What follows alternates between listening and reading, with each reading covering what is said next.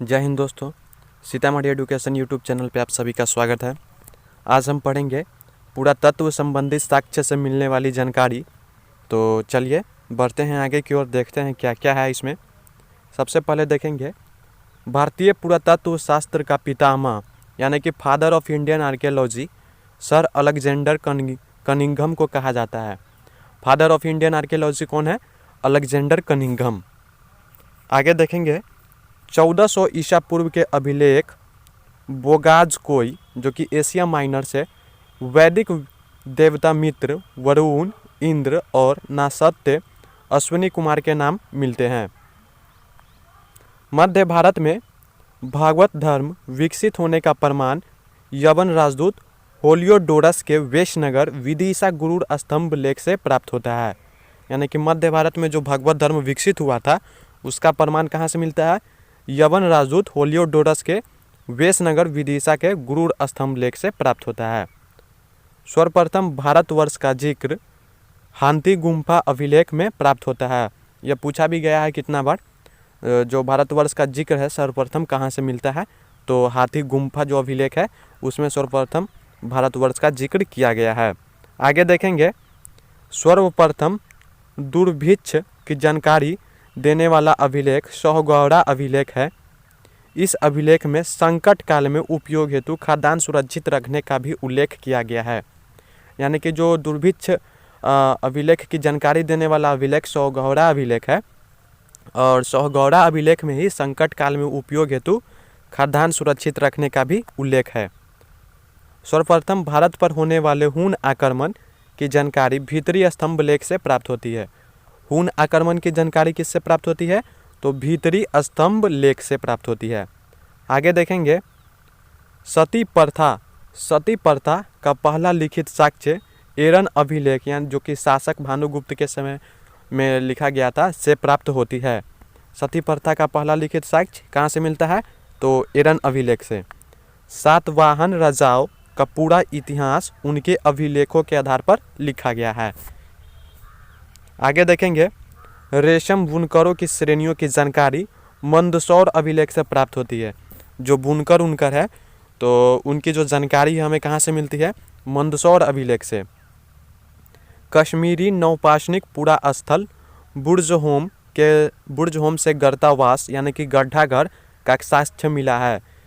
इनमें उतरने के लिए सीढ़ियाँ होती थी। जो गड्ढा घर है जो कि कश्मीरी नौपाषाणिक पुरा स्थल बुर्ज होम से उसका साक्ष्य प्राप्त हुआ है, उसमें उतरने के लिए जो है सीढ़ियाँ होती थी।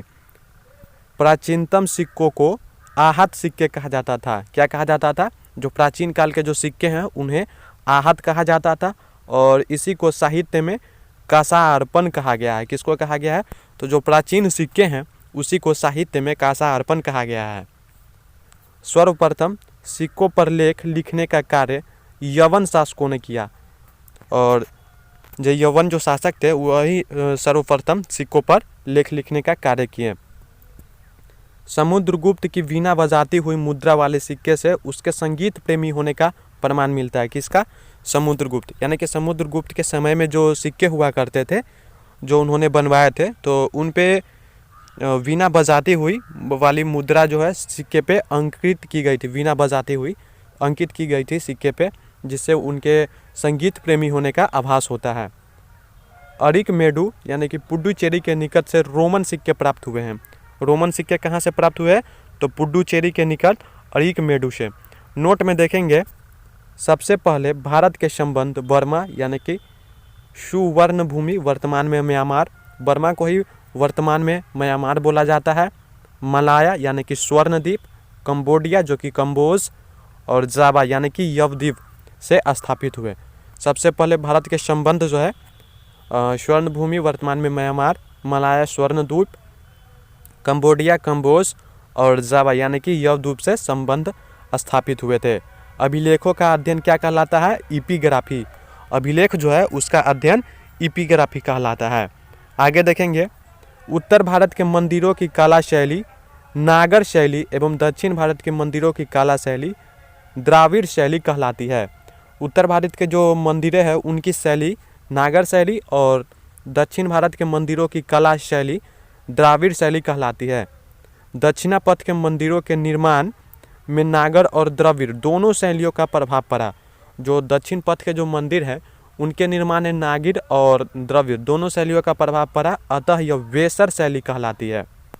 दक्षिणा पथ के मंदिरों का जो निर्माण किया गया यह किस शैली के अंतर्गत है? वेसर शैली कहलाती है।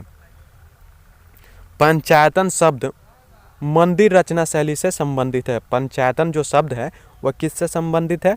तो मंदिर रचना शैली से संबंधित है। एक हिंदू मंदिर तब पंचायतन शैली कहलाता है जब मुख्य मंदिर 4 सहायक मंदिरों से घिरा होता है। कोई भी हिंदू मंदिर पंचायतन शैली का तब कहलाता है जब वो जो मुख्य मंदिर है 4 सहायक मंदिरों से घिरा होता है।